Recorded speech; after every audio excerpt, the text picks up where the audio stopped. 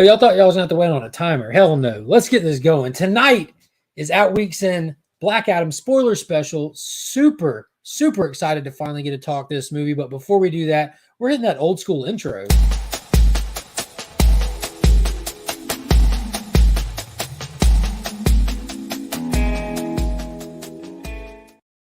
Every now and then it's just fun to hit that one. Plus, it's the shortest one, so we can get right into this. We're going to go ahead and bring in the panel. As always, dating back to the inception of the show, we've got the man on the run, the man himself, Ryan New Guy, the YouTube content creator extraordinaire who's been owning the shorts game. Man, what an intro. Thanks. Oh, yeah. Doing it big tonight. Yeah, I'm excited. Now, let's go ahead and bring in our Canadian heterosexual life partner from the Great White North, Chris, the comic vet. What is up, brother? I'm still drying my eyes from seeing Black Adam. Also, I do want to give you a personal thank you from me to you for all of your help, your participation on camera, off camera, in the chat. Dude, you helped make C3 such a great event along with so many others. Thank you so much. Come on. No, it was your show. It was Rob's show. It was DJ. It was Roscoe. Like it's cliche to say that, you know, when we need the community to come together as a family, that it happens. But this weekend represented how much of a family we really are. We came together like butt cheeks. No ifs, ands, or buts about it. That was a segue right for that. Yes, it was. So splitting down the middle, let's balance out the stream a little bit. We got none other than Mr. Sector 2815. The very same thank you goes to you too, Paul. You came through on so many streams. You put your money where your mouth is, picked up some great stuff, and you helped Cockslam Cancer this weekend, good sir. Thank you so much. Thank you. And to reiterate what Chris said, it was you guys, you guys had a goal, and you had a stretch goal, and you stretched beyond the goal. And, it's going to be, just imagine what you guys are going to do next year too. So it's just like, and man, we wouldn't have been able to stretch so much if it wasn't for two things, Pilates and Mr. DJ Links. Finally, a Legion is going to talk about Black Adam. I feel like Mark's been sitting on this egg all weekend, and like C3 got in the way.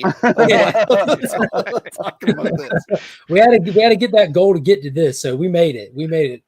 So we wouldn't be here without this special announcement from the man, the myth, the legend, Mr. Nick's Kicks and Comics. Welcome to the show. Thank you. Hello, welcome to the show.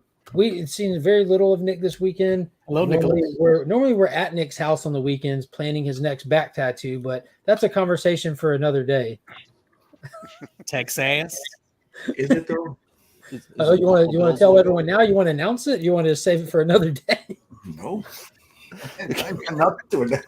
You going back on your word? What word? I'm gonna get a tattoo. Sure, I'll get a tiny little tattoo. Sure. Oh snap! Of what? That's amazing. Get a little party dot or something. So for those that watch Let's Talk About It, Nick said, like, in no very specific way, but it's word. Let's back that up a second. All right, we'll table it. All right, so we're here to discuss Black Adam. It's called peaching it. Yeah, we're going to peach it. So the Black Adam dropped this week. Everyone on the panel's got to see it. So if you've had an opportunity to see it, I appreciate you being here, hanging out, and talking about it with us. I know I've been seeing a lot of people sharing on IG and the socials where they're seeing it. Overwhelming positive response. There are a few people that didn't necessarily enjoy it. They're very few. Most of them are critics, and I understand their critique of it, but still a couple of people that I've seen inside the comic community weren't necessarily blown away by it. Thought it was meh or other things. But overwhelmingly, it has an amazing 90% from the audience score at Rotten Tomatoes with over 2,500 reviews. That's really damn good. That's a very good audience reaction. It's performing well at the box office. The studio has already announced that they're going to make sure they push the development of the second one, so there's not too long to wait. So I'm very excited to talk about this. And if you're in the chat, be sure to stick around toward the end because we will be doing a giveaway to celebrate the occasion. We'll be giving away a copy of Shazam, Marvel Family Comics, issue number 1, the first appearance of Black Adam. Pick this up at the Augusta Book Exchange by LCS. Amazing shop. Boom, bang, pow. Oh, well, let me get out of here. I would rather be in the chat and win a copy of that. You still can. Oh, okay, cool. On the other side of the wall. Pass out. Finn might still be awake with monkeys out like a light. All right, so let's get into it. I would say hey to the chat, but it's been a long weekend for many of us. So we're going to jump right into this. Thank you, everyone in the chat. But going around the horn, cool. going around the horn. Just start with initial. What do you think? Thumbs up or thumbs down around the horn? Put them up. Put them up. So we got all right. We got 2 from Paul. Nick's in the middle. Vet's teetering. We got 2 around the way. So this was Dwayne Johnson's longtime project. Everyone knows that he's been 15 years in the making with this. This is kind of like a weird place for this movie. It started before the merger. It made it through the merger, and it was released after the merger in this new era and direction of DC Comics. They're looking at this as possibly looking at it as like the foundational blocks of where they go from here. And it was great. We had the full JSA cast, and I don't even know where the fuck to start. Let's start with Ryan. What did you think? So overall positive. I had a good time watching the movie. I don't think this movie alone is the salvation that the DCEU needs, but I do think it is a massive course correction and puts them on a path to better days. Definitely didn't hit the highs of the Marvel movies. Also didn't hit the depths of the DC movies. So it's in a good upper middle range for me, and overall I really enjoyed it, but it isn't without its imperfections. Agree. Chris? TM Nerdy is better than any Spider-Man movie. Like, come on, man. Have you seen Spider-Man 2 or No Way? Like, TM Nerdy. It's certainly better than those amazing I ones. will not have that fucking go down here. I thought it was a nice step in the direction from the darker films that was the genesis of the DCEU. I thought it was an interesting sidestep away from what Shazam was. I enjoyed it thoroughly more than I did Aquaman, and I enjoyed it more than I did Shazam. And that post-credit scene, we'll talk about it a little bit later. That's probably what hit me the hardest. And it's a thumbs up for me. Oh yeah, Paul.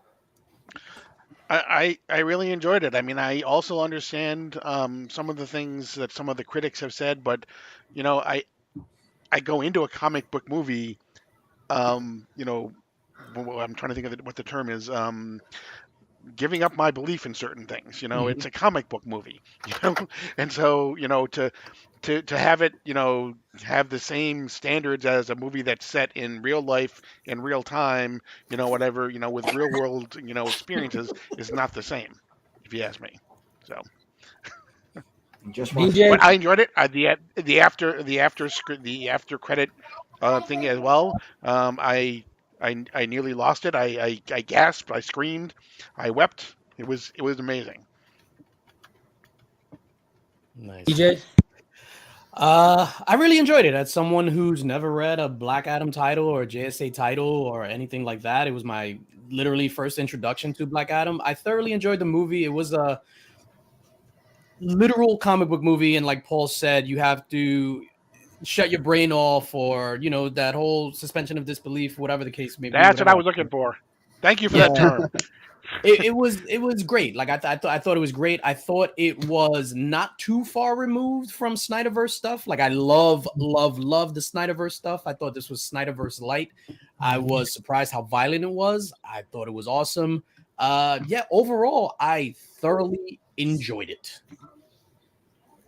Sir Nicholas? I thought it was good. I guess the suspension of disbelief these guys are talking about is how a guy who was awakened after 5,000 years wasn't speaks hungry. English. He speaks English. What? That's some wizard shit. What I say? I fail to see this complaint as a complaint, legitimate complaint. For me, this movie is on a par with Doctor Strange and the Multiverse of Madness. Only there really wasn't as much cool shit in this movie as that one was. That one had. It was okay, but like the rest of the superhero movies this year, aside from Batman, I feel no need to see it again. So, in other words, hated it. I didn't hate it. I just thought it was run of the mill. Yeah, we were actually talking about the language thing. When he woke up, he wasn't speaking English. He was speaking in his native tongue, like when he said your magic is weak and all that. And it wasn't until he got knocked out and woke up at the kid's house when he started speaking English. And Chris brought that up. But any of the Shazam family members possess the wisdom of Solomon. And for Black Adam, they gave you saw the whole pantheon of gods from his time era, from his deities, and that's just a trait that they don't have. That's something they don't have to deal with. So it is Yeah, quite literally, in context of the movie, how many wizard shit. how many sci-fi movies have you watched where the aliens speak English? Right. Zero. I mean, the thing is, like, they don't even really have powers. They just channel the abilities of different gods. And so they have, like, basically the abilities of any of these gods, including the wisdom of, in this case, I think it's Mhm. Solomon, right? Yeah. But we've seen Christian different Damon is. I pantheons think it was of like gods 80 used or over 50 or time. something like that. Okay, so but for the DC uninitiated, who knows that? How do you know that? Exactly. I don't deny that, like, the average person doesn't know that, but, I mean, it seems like a pretty weird thing to pick at. No, And I mean, they should have answered it. I do agree. Like, I feel like that was one thing I missed in the movie was like how much they get into like his connection to the gods and stuff. the one thing I thought was really cool though is when the twist towards the last third of the movie, last Oh shit! part of the Yeah. movie was pretty cool. Yeah. And to have the OG costume and character design show up for a second Oh, he looked good. was awesome to me. That was awesome. Yeah. Can you explain what the twist was? Yeah, it kind of explained the intro, then get to the twist. Since we haven't gotten into any of the plot, if Okay. someone wants to do that. Well, I'll let somebody far more versed in Go ahead, that. Chris. Yeah. You Wade. So at the beginning of the film, we get to see a little bit of the origin of. Can someone pronounce the city properly? Kondak? Kondak? Kondak. Well, no, Kondak is the country. Okay. Sharut Right. is the city they were in. Okay, so we get to see a little bit of the origin of where and when it takes place, approximately 5,000 years before our time, and the city quickly becomes enslaved, and there's a king that's basically farming a mineral and puts everyone to work, and the slaves of the native slaves had enough and began. Seems to be a quiet revolution but we get to find out quietly there's been many revolutions and they all failed, and we see a young boy rise through the ranks and gets captured. Basically, long story short, as he's about to be assassinated by the king's guard, he vanishes. And where do we find him? We find him in front of all the wizards. That if you saw the first Shazam movie, you would know exactly where he was transported to. And he's the same actor. Then yes, Dimijin Hansu, I believe, plays one of the wizards, and they all chose this young man to become the champion, to rise up against the king because they're fearful of the king, and it goes from there. And we basically get to find out that the champion and the king, the champion beats the king, and in battle, the champion vanishes, and the whole kingdom collapses upon itself. And then flash forward 5,000 years later, we have a very interesting homage to the Back to the Future movie, where we get to see a young man riding a skateboard through the streets of this desert city. They're sketching car to car. Hopping on the back or hopping on bumpers or pulling on bumpers, that kind of thing, much like Marty McFly in the Back to the Future movies. And it goes forward from there, where we get to start to see that the city and the country is now enslaved again, this time by mercenaries who are gang. Yeah, the same thing. They're looking for this mineral but they want to weaponize it and also power upscale vehicles.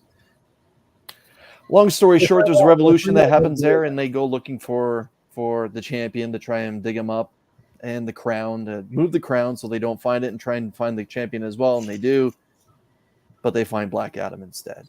Yeah, so Intergang is occupying Kendak because they not just that they want the minerals, that they are trying to follow the lore of this ancient city. They know that this magical crown is there that has abilities, and they want that.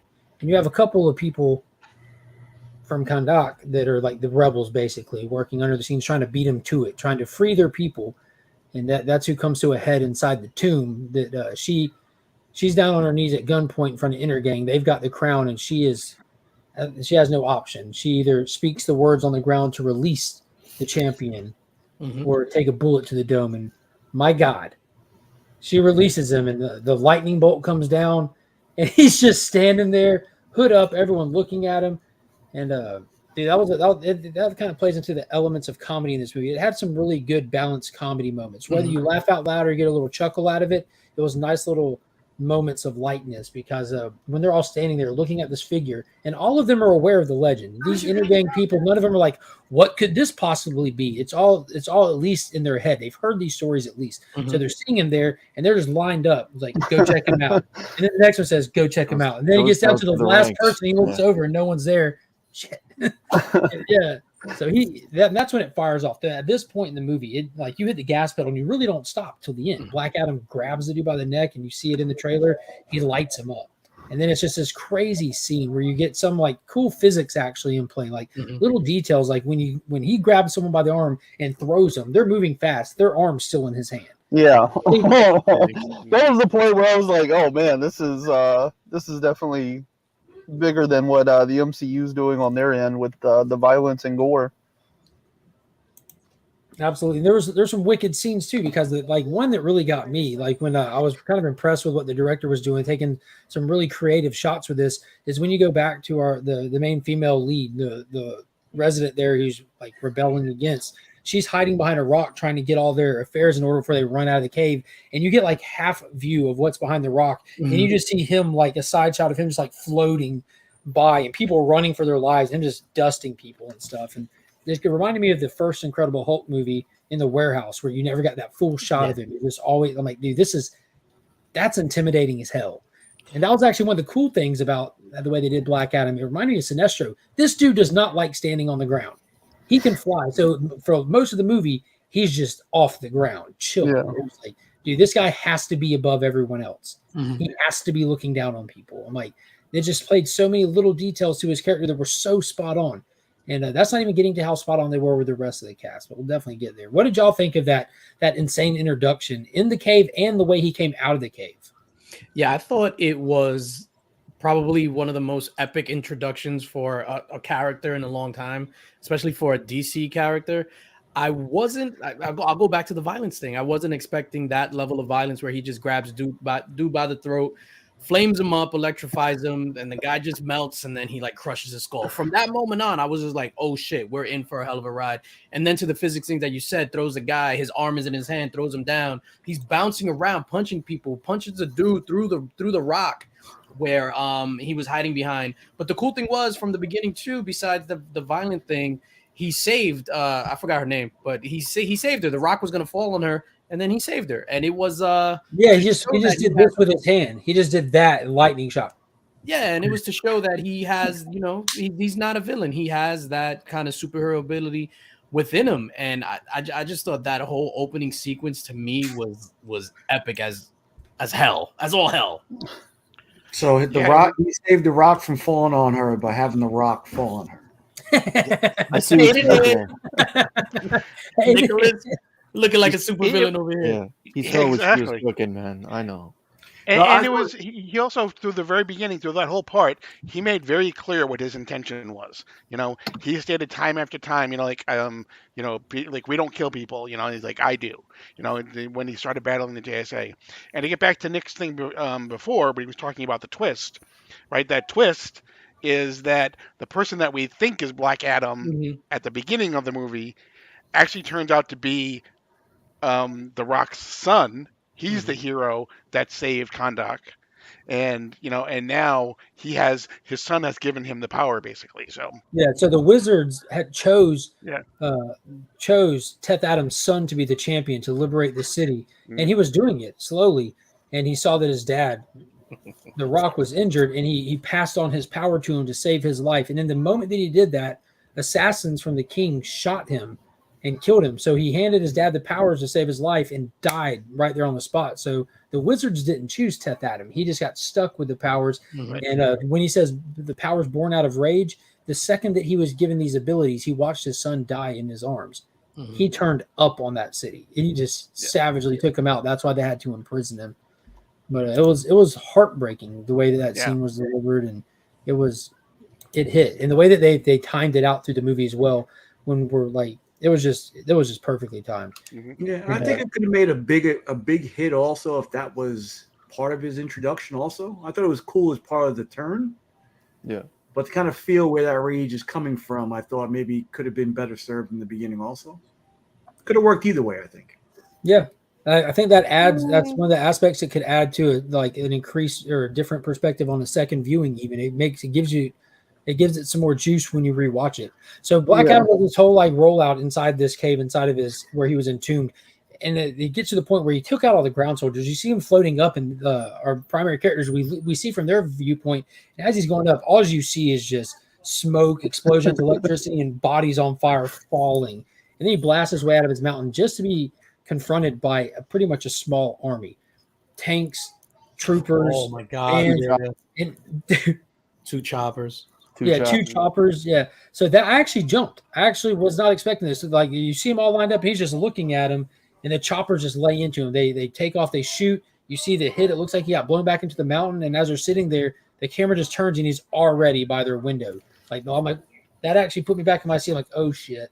And you get like this couple minutes of him just like in like super speed, and they do it in like one of those slow-mo style moments. And this is the only time that they present the super speed in slow-mo, but they turn on, I think they turned on Paint It Black, didn't they? Yeah, Paint It Black. Yep. He's doing little things like grabbing grenades, looking at it, and like wondering what it is, and putting it in people's mouths. Yeah. And the whole time he's just moving consistently and smoothly, just wrecking stuff, folding vehicles, ripping them apart. When he ripped the truck. Yeah, it was a wicked intro. It really showcased like just the strength of him and how much we don't need to spend a movie watching him fight people, just standard people, armies, anything. It was nothing. This isn't Superman holding back. So like we get through that, and pretty much, long story short, the movie kicks in, and again the JSA get activated by none other than one of the best DC villains there are, Amanda Waller. Like, and that moment was awesome. It cuts to a man standing in front of a bunch of screens monitoring these events, and then Amanda Waller comes on screen and she starts talking to Carter Hall, Hawkman, and says, "You got to put a stop to this." Chris, I thought he was going to be the primary villain, because when you're introduced to Hawkman, he's in normal garb. You only see him from the rear, and what he's looking at on all his screens are extreme negativities of the planet, things on fire, things blown up. And I'm looking at, I'm like, oh, okay, so this guy's going to be the big bad, beyond, maybe this is the, the financier of everything that we're seeing with this military. And then Amanda Waller shows up, and I'm just like, yes. Is she really a villain? Never mind Lex Luthor. She is the most important villain in the MCU. Is she a villain? Yeah, she's the anti-Batman. In all sincerity, she's literally the anti-Batman. Yeah, like she's the one that's always prepared. You cannot one-up her. She has no superpowers, and she always wins. But she's not doing stuff. I mean, I guess she is doing stuff to forward her own. Hires a wet works team. 100% of everything she does is like she activated the JSA because you see what she wanted. She wanted Black Adam in her icebox. You think that's a prison? That's where she puts her soldiers between activating them for missions. That was the Suicide Squad she had in there on ice. That wasn't prisoners. Yeah. Those are squad members that are too powerful. He wasn't going to stay silent forever once he went down there. He was just waiting for a new mission. Yeah, he was just waiting for a neck implant and orders. That's all that was. And that's what was so cool. They're using Amanda Waller as our connecting fiber stronger than anything, which is smart because the Suicide Squad was they did really damn good with that. Peacemaker crushed it. They've already announced more projects. Amanda Waller's a perfect person to tie this together. Shit, she was even in the tail end of Batman v Superman, or she had some kind of after credit with Ben Affleck. Dinner with Bruce. Mm-hmm. Yeah, she had dinner with Bruce. She's the connecting fiber that they've used. So that's smart, and it's awesome for the people like myself who enjoy the Snyderverse, and it's also for the people who don't care because they're honoring the stuff that works and they're moving forward with it. And it's very smart of them not to let Viola Davis go. Hell yeah. She is now, what I thought I read just before coming on here, she is now the most portrayed character in the DC EU and all DC films up to this point. She's had more appearances as Amanda Waller than any other character, any other actress. Norman said, well, they were prisoners too. I think Suicide Squad are criminals. Suicide Squad is anyone Amanda gets her hands on that she can abuse. Even Superboy. Yeah, They don't even have to be prisoners or criminals. No, there's no You just minimum have to have a requirement. pulse. Yeah, you just And have in to have some a pulse. cases, not even. Yeah, we learned that last one. That's not even required. No, if she can figure out a way to control you, then boom, you're good to go. Yep. And like we've seen it before, prisoners that are too powerful, prisoners, whatever you want to call them, that she can't just put in a standard cell. That's where you go. She's done it with Zod, for God's sakes. Yeah. I was gonna say not to jump ahead, but now since we're talking about it, I need help understanding this. Obviously, the big thing, the after credit scene where Superman shows up. Why would he be aligned with Waller? That's the only thing that had me scratching my head. Well, that's the thing. Waller is not a villain in the sense like Lex Luthor stuff. Waller works for the government, and not, for example, like she worked when she first appeared. She worked and took orders from Ronald Reagan in the 1980s. Her first appearance was her going to the president Ronald Reagan and asking to form Task Force X with villains. He said yes, and when she left the room, he told his assistant, "I had to tell her yes. I can't have her staying in this White House. She's going to just ruin our plans and get her way if she stays around." They literally gave her Task Force X and acknowledged that she's the most conniving, and like she's going to get her way. She's going to find a way, and they had to get her out of there to even do it. Not until like the most recent run of Suicide Squad even did she finally get outed as who she really is, and she had to go on the run from the government. She's always been a black ops employee for America. Yeah, but so that being the case, it's not like he's working for Waller. That's just a contact that he was given. Like he doesn't know in the sense that we do. Yeah, she also said that she was calling in favors. And just to go back to what she had dinner with Bruce. So I guess she called in a favor with Bruce. Yeah, no, but for me, like it was a head scratching moment because Superman already established in Man of Steel that he was kind of like anti-government, anti-military. Yeah, but I actually took a more simplistic approach to it in that if you reverse the characters' roles in that scene, it would not work the same. And here's why. Because Superman is all about protecting the world. So he doesn't care that Amanda Waller is the one that's saying, like, yo, there's a bad dude out there threatening the world. He hears threatening the world, and he's off and gone. Okay. So I think that's really where it comes in, is like she didn't even really like call in a favor. Superman just heard the conversation, was like, yo, there's a guy out there that's got the whole planet shaking. That hasn't happened in a while. I need to be there. When Doomsday showed up first, Superman was the first one on the scene. When Steppenwolf showed up, Superman was the last one on the scene because he wasn't around. You think he's going to let that happen ever again? Not that level of danger. If he's on high alert probably. If you're canonizing, well, it is either way, whether it be the Justice cut or the Snyder cut. You know, he's just back. You know, he's trying to keep this place tight. Like that's fair. If Waller had told Black Adam, like, hey, there's this guy out there making the world scared, he'd be like, what does that have to do with Kahndaq? Like, I really don't care. But when you tell Superman the world's in danger, that's where he goes. He doesn't ask, like, the source. He's just going to save the world, you know? No, that's fair. And then, to Ryan, you just brought up a cool point where Black Adam would say, what does that have to do with Kahndaq? One of the positive points of the movie for me was that everything was contained to Kahndaq. It wasn't like the fate of the world is at stake or the fate of the universe is at stake. Not every comic book movie has to be like a world ender. So I thought it was brilliant just to keep it secluded to Kahndaq and whatever. Well, see, and one of the things I love about Black Adam as a character is like he has this very strict code. And it's really interesting that like he is a bad guy from traditional moral values and stuff. But when you look at it from his perspective and Kahndaq's perspective, it's completely different. And he's not the bad guy. And I felt like that's one thing this movie did a really good job of, maintaining that. And having the character explicitly say it, like, for all these years, Kahndaq has been in trouble. And where were you? You only showed up when our hero showed up. Straight out of the hero is subjective. It's somebody that's actually there to save your life and make a difference in your world. And Black Adam does that for a certain group of people. And so him showing up in Kahndaq and like saving these people, he became their hero. And then for everybody else, all these superheroes to show up and stuff, and they're just like, bro, like we've been begging for help and y'all didn't show up, and now you're gonna tell us he's the bad guy? Nah, we're not cool with that. Well, speaking of the bad guy, kind of like the third Tuesday of every month, I only had a strong 20 minutes in me, so I gotta go. Oh shit! my whole takeaway from this movie is go spend the money, go see it, form your own opinion, enjoy it. All right, Nick, I appreciate you hopping on, bro. Peace out, homie. Hey, Nick. The old verbiage, one man's terrorist is another man's freedom fighter, really Yeah. plays into this movie from both sides, both the natives of Kondak and to the Justice Society that shows up basically at the tail end of the first act. It really, really plays into it. Like if you, what side you decide to look at this film or whatever perspective you want to look at, that part's really going to play into it. The Justice Society showing up after 20 years. You guys are the terrorists when we have our freedom fighter here. And from their perspective is the same thing. We are the freedom fighters that take out this terrorist. Right, which is why I think I think he perfectly fits the definition of the anti-hero. He does whatever is going to be best for Kondak, right? He did not want to work with the JSA until Sabak showed up, and then suddenly he's like, okay, you know what? If I don't do something and work with these people, Sabak is going to totally roll over my country, So that's when he decides to work with them.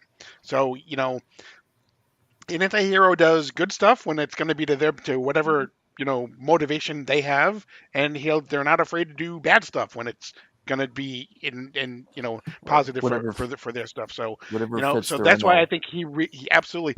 The other thing I really liked about this too was there were some little moments that I just kind of pointed at the screen at. If you remember at the very end when he sat on the throne, that was, if you guys ever read the DC 52 series, that was a carbon copy of a cover from Rise and Fall DC of an 52. Empire. Yeah, foot back and everything. Yeah, exactly. There it is. Yep, that was from the It DC was like the 52 most uncomfortable series. looking posture. I know. You know what's funny? Because I tried to do that in the theater, and I was just like, I can't move my foot back like that. So backing up a little bit, everyone's starting to talk about when the JSA showed up. When the JSA showed up, so the team gets formed. You have Dr. Fate and Hawkman are the two veterans on the team, but they're bringing in some young blood with Atom Smasher and Cyclone, Maxine Hunkel, and we get a little bit of like why they're there and what their power sets are shown to us as well as described to us throughout the movie, which we'll get into the plot pacing and stuff later. But when they showed up in Hawkman's jet and everything made completely out of nth metal, they're hitting all these like deep DC lore moments and phrases, like they're just and they had that sci-fi vibe. Like they were just saying them like this is what it is. We're not going to sit here and break what nth metal is down to you. It's made of nth metal. It's indestructible. Hell yeah. And they show up strong. They show up tough. They show up too strong. They were already expecting. I don't know if Atom Smasher was that strong. He was a little bit. He was like a deer that was just born. Yeah, like okay, Yeah, somebody needs word. to take Atom Smasher out behind a shed and teach him what movie universe he is in, because He was awful in this movie. I wish they would have removed him, every bit of him. I loved him. Oh, I could not stand Oh, it. I liked him too. Yeah. He dripped with all the Marvel humor. He pretty much like almost ruined the tone on it. He was Ezra Miller's Flash in this. Oh movie. yeah, him and Ezra Miller both need to be gone. Dude, I thought he did fantastic. He was that. No. They weren't sitting there overusing the character. The special effects were great. He wasn't overly campy. Like he had like lighthearted type jokes and stuff like that. That he was really unsure of himself through stuff, and that's where they're making the humor angles out. I'm sure you're going to correct me on like actual comic history here, but they made a movie and they knew they were making the movie and they knew they were using this character. Why would you not do something different than like copy pasting Ant-Man into this? Like his whole backstory, his uncle with the suit and all of that, like throw that out. Like do something different if you're going to do anything. Yeah, that's pretty accurate. He isn't a comedy relief. He's more of like a tortured character in the source material. I wasn't a fan of Atom Smasher. The Fonz. How about that cameo? Yeah, Henry. Yeah, was cool. It literally seemed like a cameo. Yeah. Yeah, and I think they were trying to with the group. They were trying to get all the group dynamics. They have, basically Atom Smasher is the newbie. He's got to learn his way. You've got the wise old sage and Dr. Fate. You've got the Power and Hawkman, and then you've got the Steady Eddie or whatever in Cyclone for the most part. I think so it kind of hit all the different beats of group dynamics. I think is what I think the problem is with that though is that it's a movie that had like this cast. And so you got all of the like comedic relief you needed from the humans for the most part, especially the uncle, the son, and occasionally even the mom. So like Yeah. I didn't need Adam Smasher there to like give me Marvel jokes. That's fair. I think it balanced good for me. I think it worked good. I was also like hyped because when he was there, he wasn't there very often doing jokes unless he was doing them at like at his own expense, not knowing and being familiar with his powers as much, being that he's fresh out the gate and stuff. Which I thought, man, it was hilarious that dynamic between him and Hawkman, because he kept like, he's not comfortable being big. It's new to him, like using his powers, and he's bumping into stuff, he's knocking stuff over, and when Hawkman would stop and just look at him after this. Like, you and me. You and me. You gotta talk. You and me. I'm like, dude, this is hilarious. Yeah, I rolled my eyes big when Adam Smasher was big, and then Hawkeye like right into his hands. I was just like, oh god, that was like so slapstick. I hated that. I wasn't too much of a fan of Adam Smasher. Not that I hated him, I just hated that instance when Hawkman flew into his hand. I was just like, oh god, that is so Marvel. So what for me, probably the most comic accurate person that absolutely stole the show for me, like 100%, had to be Hawkman. Like from the character design to the way he handled himself to that attitude he had on him, the way he just led the team, how he just had to be first, was willing to take the hits, had zero quit in him, like gave zero shits. Like I was just blown away by Aldous Hodge's performance in this. It was just next level for that character. He was savage as hell. Yeah, and I think I'm sorry. Good. I was gonna say I loved Hawkman. I thought everything about him was pretty like perfect, except the casting. Like he did not have screen presence. I found myself more interested in the paint drying on some of the sets behind him. He was the only character on screen. Wow, dude! Wow, Nick. Wow. Opposite. Disagree. Really? I wholeheartedly disagree. I could not focus on him when he was on screen. That's funny. I thought he was really cool, but like I couldn't maybe it was on the mace rock or was next to swinging Pierce the whole Brosnan or like next to a tree, and I was like, I'd rather look at these other things. Not for me. I thought his he helmet was glorious. Yeah, I thought he was super captivating. I think he killed it, just like Brother John just said. And I had told Mark this privately after I seen it, because I seen it like 2 weeks ago at the premiere, and I was just like, Hawkman is this is a star-making role for that actor. I was like, he is going to be the man going forward. I thought he was super dynamic and charismatic, and he killed it as Hawkman. He encapsulated that anger and that drive. Yeah. And that self-control, because like he's sitting there telling this person, heroes don't do this, while he wanted to, because Black Adam was making him that mad. Yeah. But he wasn't operating on feelings. He was operating on his brain. And they're like, dude, they are crushing this character. See, don't misinterpret me. I'm not saying he didn't perform well. He just had the screen presence of TV to me. I thought he nailed the character. His delivery was great. Everything about him was spot on. It's just something about his presence did not captivate me the way that I had hoped. Mm-hmm. I feel you. I didn't get that, but I understand fully what you're saying when you say he has TV presence. That's like when people say they should cast Grant Gustin to be the Flash. Are you high? Yeah. Dude doesn't have fucking high? Oh, wow. Yeah, he's great. Like whenever there's multiple characters in the scene and stuff, like it's all great. But whenever you're really supposed to be focused on him, I find it hard to really truly focus on him. He's just not present in each scene like that. So let's roll it over to another character. We touched on Adam Smasher, Cyclone. That one's pretty fun to get into, but I want to go ahead and get on to Dr. Fate, because everyone saw him in the trailer. Everyone's been looking forward to him. Everyone knows what Pierce Brosnan sounds like, but they held back Dr. Fate's voice till the movie. And the first time Hawkman lands in front of Black Adam, says a couple words to him, then you just hear Dr. Fate's voice, Black Adam, and I chills, dude. You can just hear his voice resonating in that helmet, like, oh snap! Like I could see the yellow border around everything that he said. Like they do in the comics.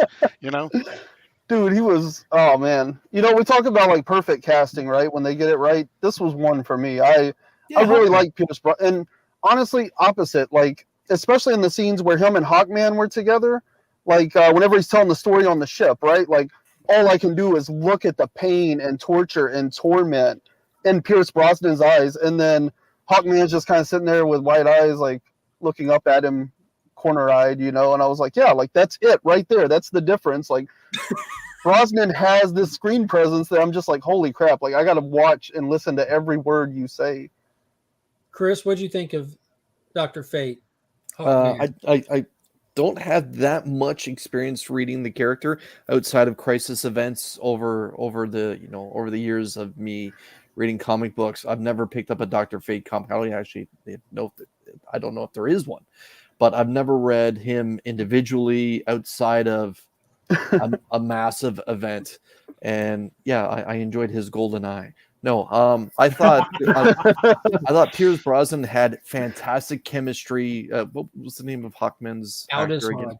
Hodge. I thought the two of them had fantastic chemistry together, and I thought Pierce Brosnan did not take this role campy. He did not think this was a TV movie of the week kind of thing. Mm-hmm. He delivered pound for pound in this. And I made the joke backstage, I think this movie should have been called Black Adam starring Hawkman and Dr. Fate, because the three of them, when they were together, I thought they were fantastic on screen together. And we all know The Rock basically had the one, grimace through the entire movie. He wore pain on his face in this whole movie, in my opinion. But it was just I'm pissed off. Like he had no time to grieve for his kids, so you can see that he carried that, and his wife. By the way. But yeah, Pierce Brosnan. I thought right away, man. It's interesting. They're hiring. They hired a much older man to play Dr. Fate.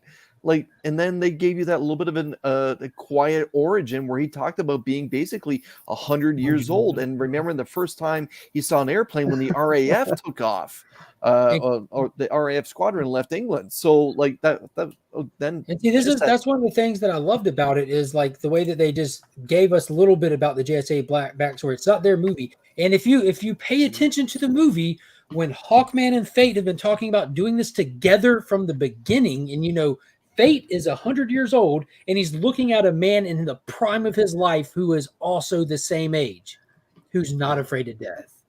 That's the difference in the characters. They're not the same, but they're teasing those Hawkman origins there. One is not afraid of death. The other one has been searching for death and is finally finding it, while the other one has the fate of death on his doorstep. What a dynamic, I'm really enjoying both movie houses at this point seem to be now borrowing that scene where Tom Holland and Ned were walking down the street, and we don't need the Uncle Ben backstory. What happened to the spider? The spider's dead, Ned.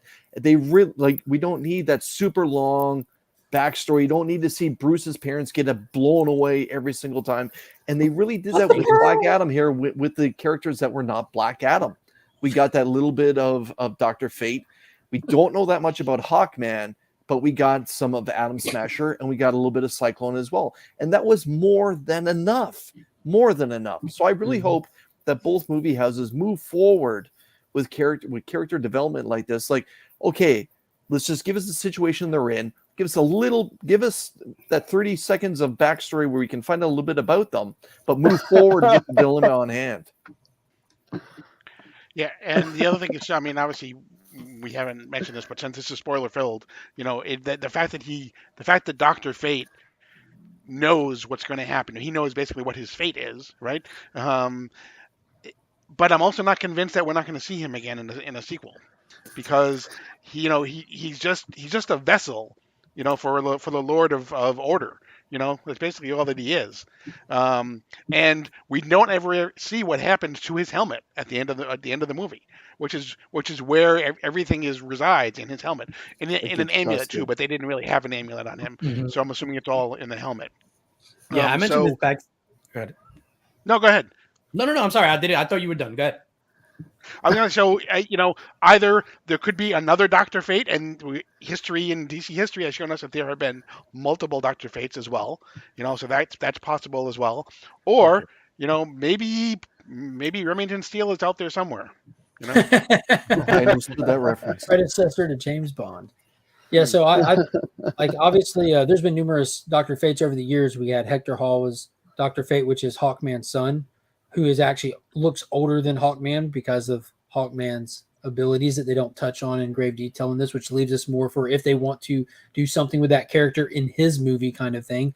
Because again, this is not their movie. They are side characters in a Black Adam movie. but they could also go straight to Khalid if they wanted to.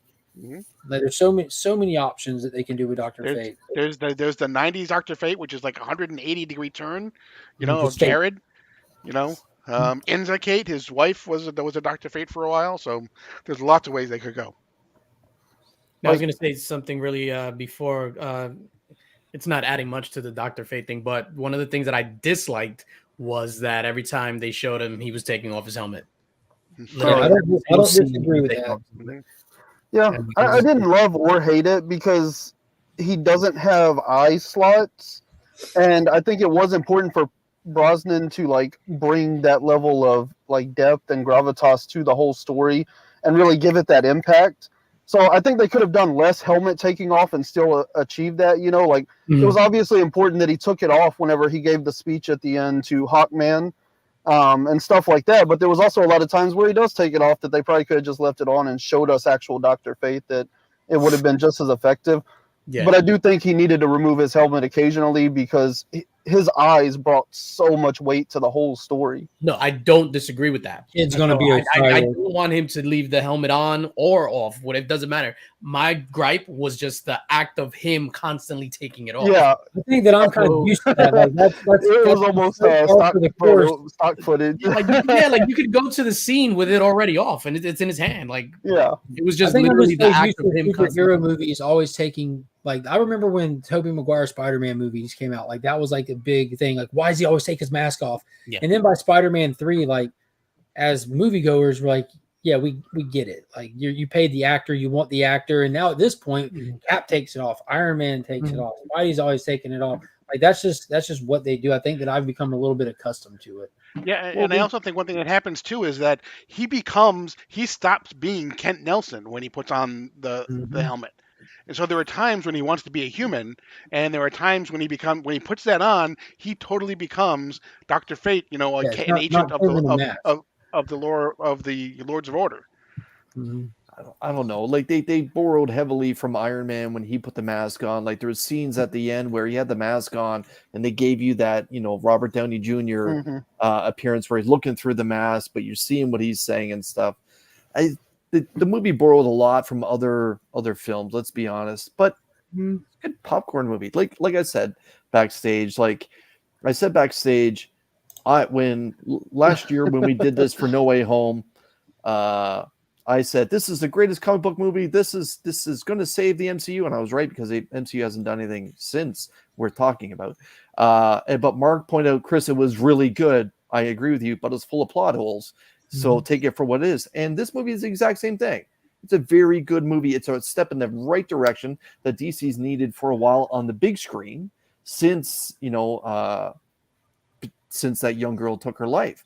But again, it's got plot holes. Again, another one that bothered me was the good, the bad, the ugly scene. So every time Clint Eastwood shows up on the screen, I always think the same thing. Good old Clint to save a movie. And so the uncle's watching the good, the bad, the ugly, and it's the final one of the most famous scenes in cinematic history where the man with no name is having the standoff with the Mexican standoff with two other men. And Black Adam bursts through this wall. And by the way, like, who has an apartment with a foot deep worth of concrete? Anyways, comes through the wall and zaps the television right away. But yet, 2 minutes later, here's Black Adam doing the exact same standoff. Well, how's he doing a standoff when he didn't watch the scene properly? I thought that homage was a little overplayed. Yeah, Chris, I agree with you on that. Hold on. I mean, it just doesn't like. Wait. What do you think of Black Adam? I thought it was amazing. Enough said. Amazing. That's the end of the stream, ladies and gentlemen. Real quickly, Chris, you talked about it borrowing from other movies. What I got yesterday, because yesterday was my second time seeing it. Oh, okay. I was just like, oh shit, this is Terminator 2, the relationship between the kid and Black Adam. Yeah. I got a ton of Terminator 2 vibe. Yeah, did you hear what she just thing? said? Huh? Did you hear what she just said? That's what he said in the movie. Yeah, see, Great my attraction spirit movie of animal. all time, Terminator 2. Yeah, I was like, this is super Terminator 2 vibes when he was trying to give him his catchphrase. It's the whole hasta la vista thing. Yes, And 100%. I was just like, holy crap, this is dope, man. Like I was loving it. it also stole from other DCEU films. When Black Adam breaks out of Task Force X down at the bottom of the ocean, and we have that underwater scene where we're looking at him and he's starfishing through the water. That is exactly the same scene from Man of Steel after Kal-El saves the oil rig. not oil tanker, but Yeah, the it's oil really rig. hard. It's really hard to like. What position would you have rather been in? The fetal position while he Why What even about? bother having that moment? I Why felt even like that bother scene having went that moment? slightly too long. Honestly, That's what they could have cut the CJ starfish bit. Movies, So much movies, anxiety. The fuck y'all doing over there? Oh. Hey, movies Mark, borrow you from go. movies. Calm down. Movies borrow from movies all the time.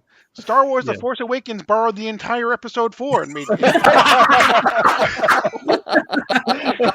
Yeah, if you want to do that, like no part of what No Way Home was good is like when they were borrowing stuff from the Spider-Man franchise. You know, like that doesn't equal. I mean, bad. shot for But- shot scenes. Back to Yeah. the Future, Man of Steel. Bro, and you know how many The movies plot from where Wonder people Woman. skateboard? It was a good movie. Yeah, it was a lot of similar. And to yesterday too, watching it, I was just like, oh wow, it's very similar to Wonder Woman. The whole fish out of water thing, place out of time, person out of time, whatever, and then the big CGI villain at the end. Oh, that wasn't good though. What did you guys think I of? thought Sabak was awesome because he wasn't there as our villain. Our villain is Black Adam. His Yeah, appearance? villain is Though? How Black did he Adam. look to you? Huh? Oh, I How thought did he looked look? amazing. The CGI could have. It was still buffering. I Yeah, think it was they a little bit better. I think they little could bit have better done than without She-Hulk. I think they could have done without the way better goatee, than but I She-Hulk. thought he looked awesome, dude. Yeah. But like with the people that I've seen the complaints about the big CGI bad guy, like he's not the villain of the movie. He was a plot piece. He was a plot piece to show Black Adam that everything isn't just me or you, me or you, me or you. I felt like that was another actor that like played his part well, but didn't necessarily have the screen presence. But I think he didn't need it because he was literally just plot points along the way to get us to the end. Yeah, I agree. I don't think he had the presence. You're talking about Ishmael, right? Ismail, yeah. He was just slimy, and so Yeah, I think he he accomplished played the what he character well. Yeah, as soon as Yeah. we saw him in the beginning, that's one of the things that I liked about it. When you saw him in the beginning, like, oh, that's bad. Yeah, look at it. Look at his hair. Like, He He was was like like the at guy the beginning, from you're like, True okay, Lies. done. Look at his hair. My final critique is going to be this, and if Flo's watching, he's probably going to be like, he's probably going to start screaming at his phone or whatever, saying yes. Hawkman has wings, does he not? yes. Hold on, Then why is verify. Why is he? Thank you.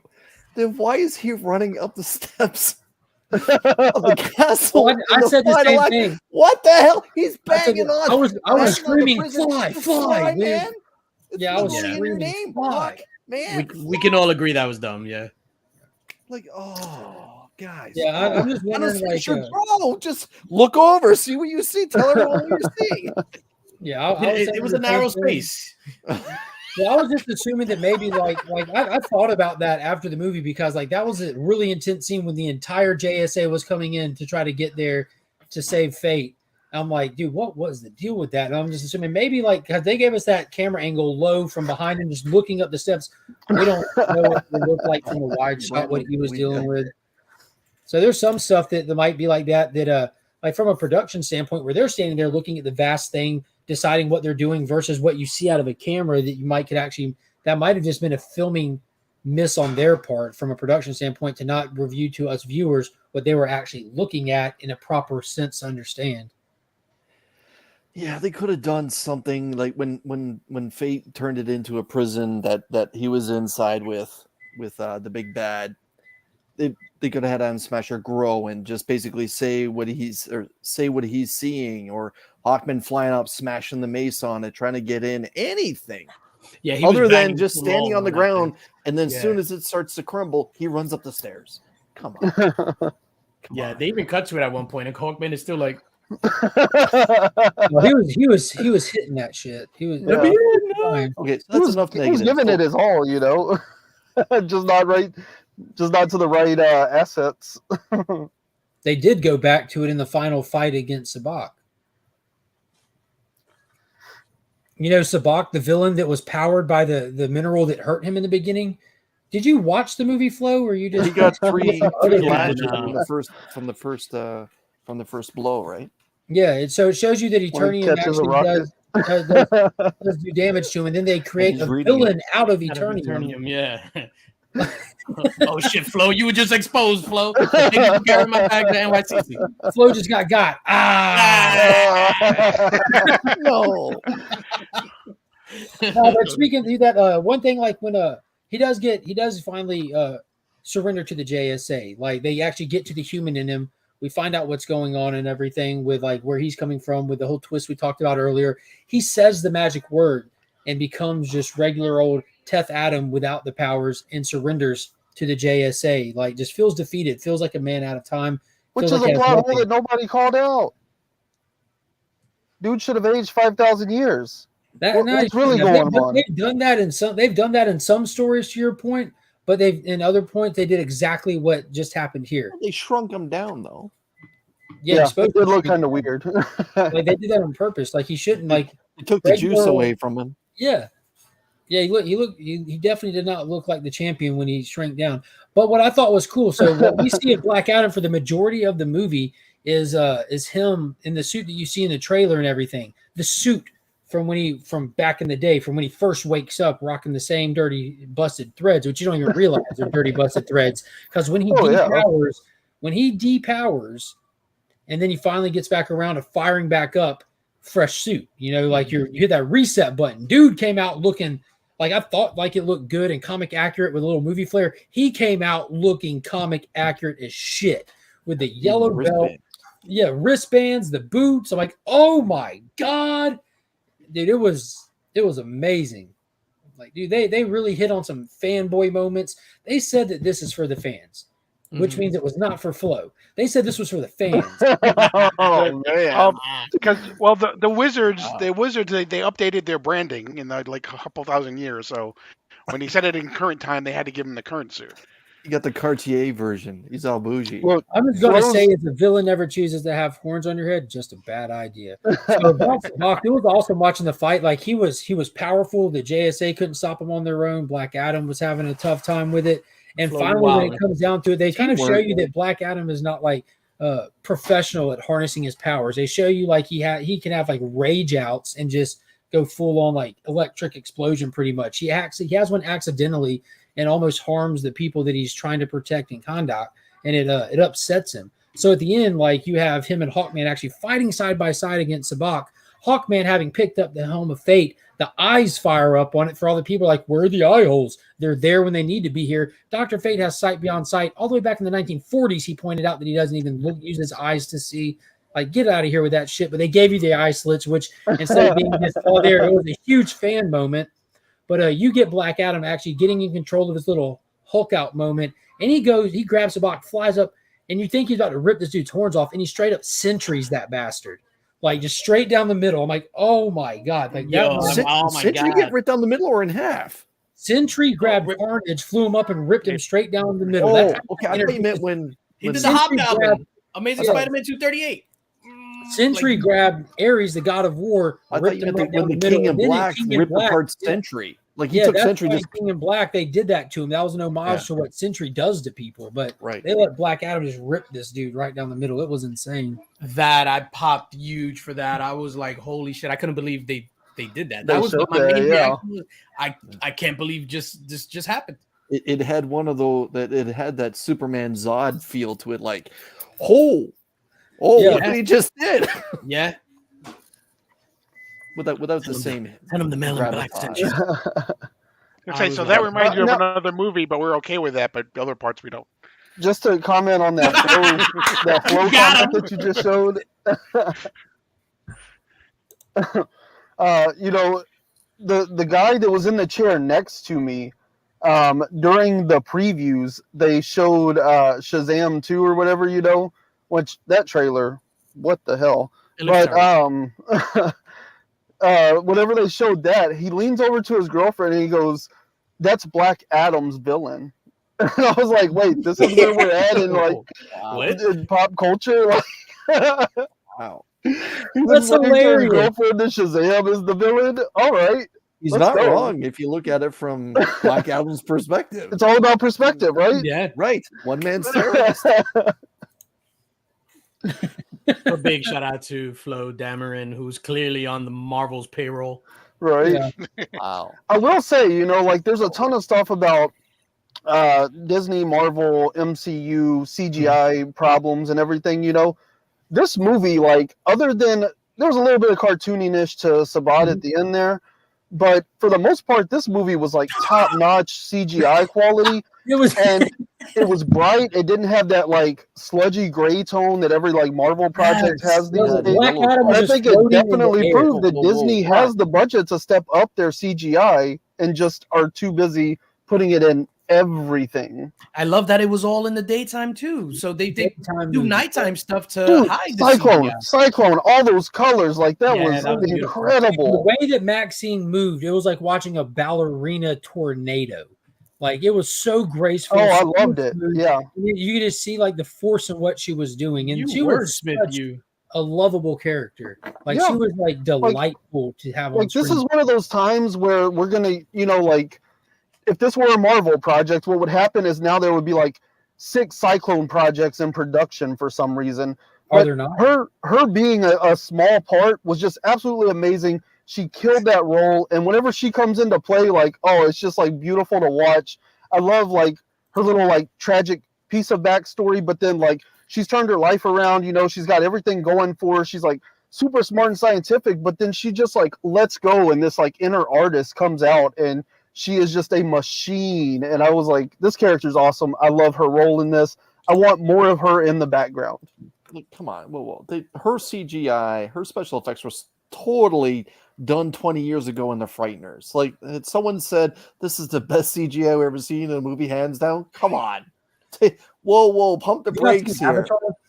Like, pump the brakes here. No, All right, real quick, interesting- everybody start interesting putting hashtag We Are Legion into the chat if you want Okay. in on tonight's giveaway, because we're only aiming to go for an hour tonight because some of us have been up for 3 fucking days.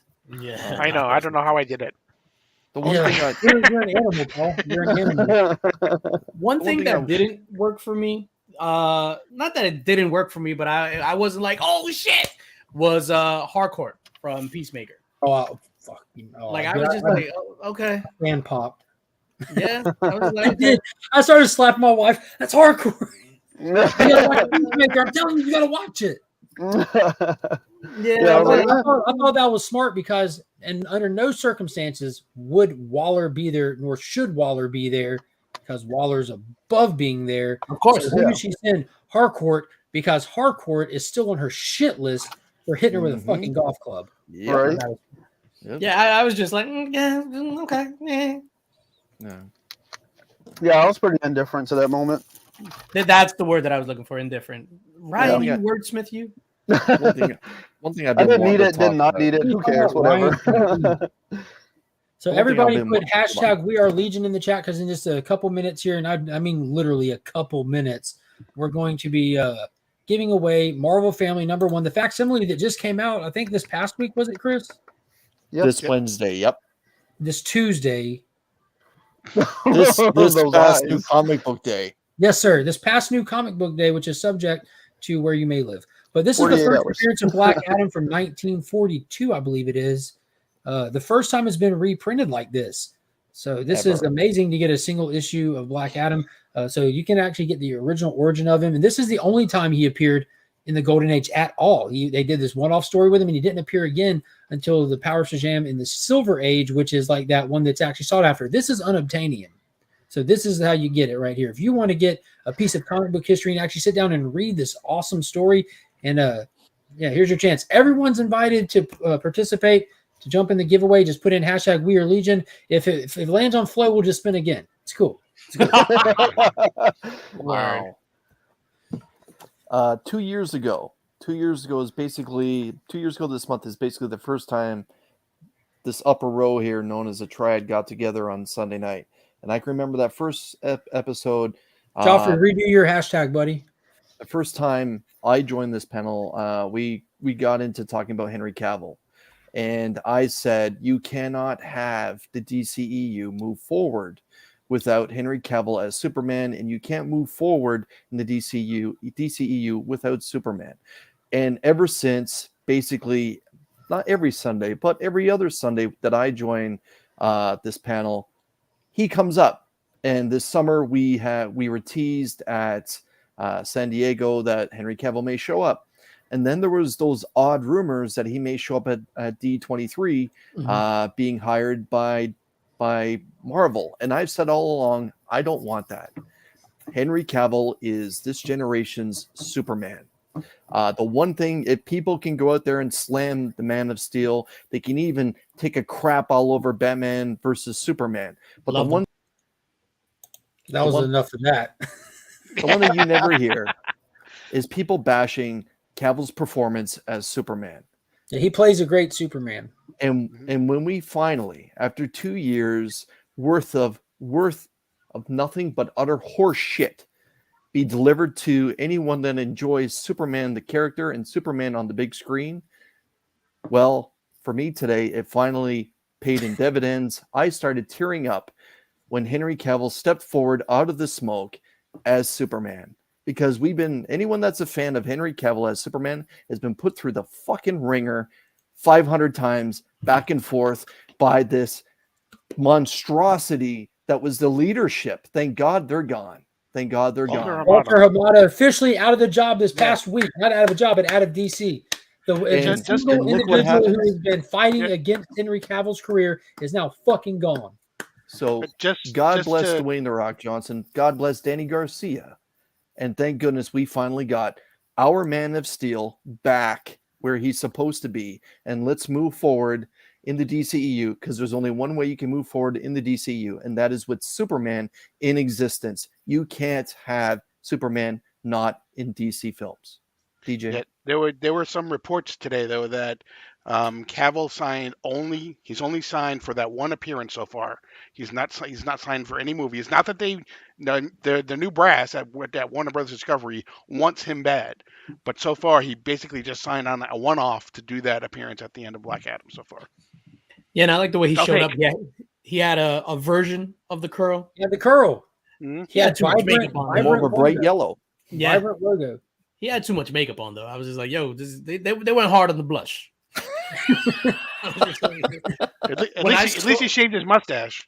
Yeah, when I saw it the first time, when he came out, and I told Mark this, you couldn't hear what he said. I was just like, yo, what the fuck did he say? Everybody was screaming, people jumping out their seats. Let's go! I was just like, come on, man. Like I couldn't hear. So yesterday I got to hear it. And yesterday there was, from when I saw it at the premiere to yesterday's show, almost a 180 as far as reaction, because people, I heard like snickering, and it wasn't as like hopeful or like joyous as when I saw it the first time around. I was like, what? And it was like, and people laugh, like, F these people, dumb people.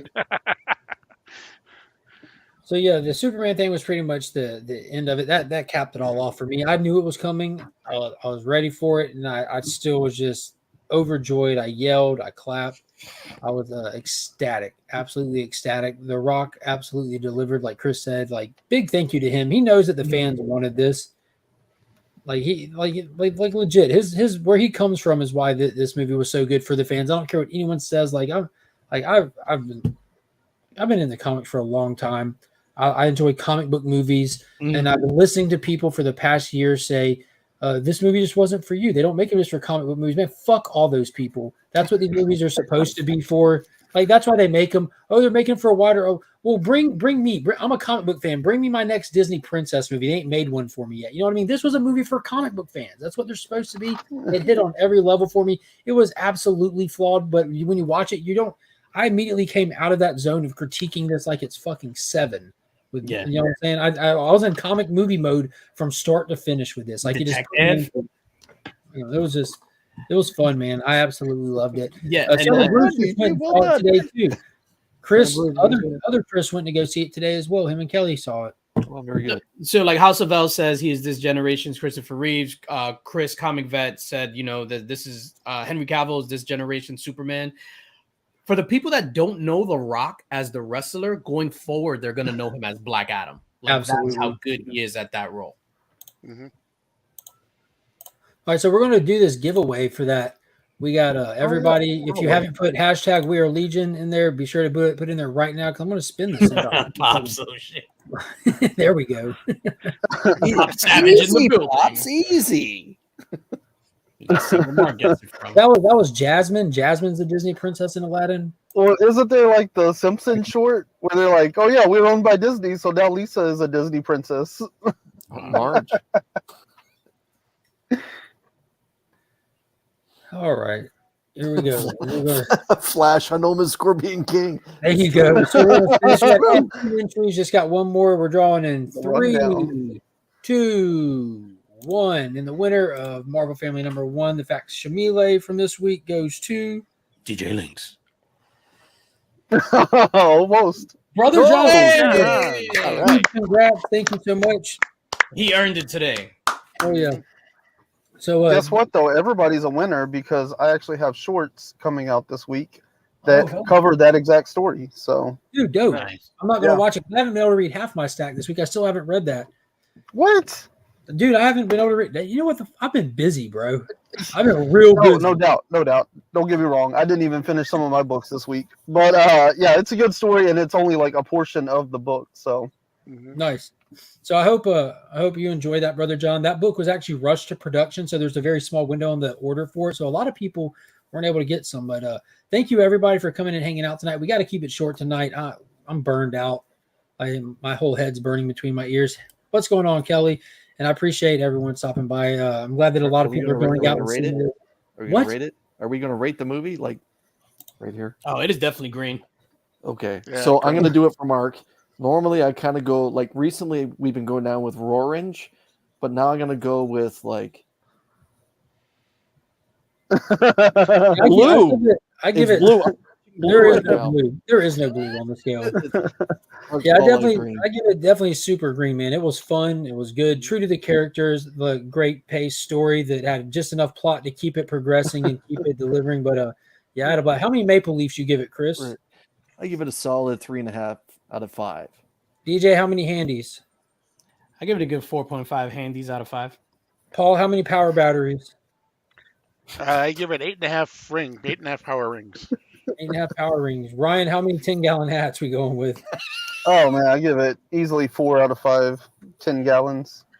What's that, like Everybody. 40 gallons? So what I hope all Universal y'all, measurement. based on this rating system, I hope all y'all get the point to go out. 24 watch it liters? and I don't judge it know. for your damn self. Yeah, That's Go Chris, out, Chris, you should actually go see it again. Okay. Yeah, one time's not enough, Chris. Exactly. All right. All right, appreciate everybody coming Yeah, by. Listen, have I to gotta see go it. see it again. You have to see it twice, brother. If you want more have to. Cavill Superman, it's going to have a bigger box office than this. Yes. So keep going back. Keep going You back. got to get it up to at least 4 Maple Leafs if you see it again. Superman's back, baby. Superman's All right, guys. back. I hope everyone has a good night. Take it easy. We are Legion.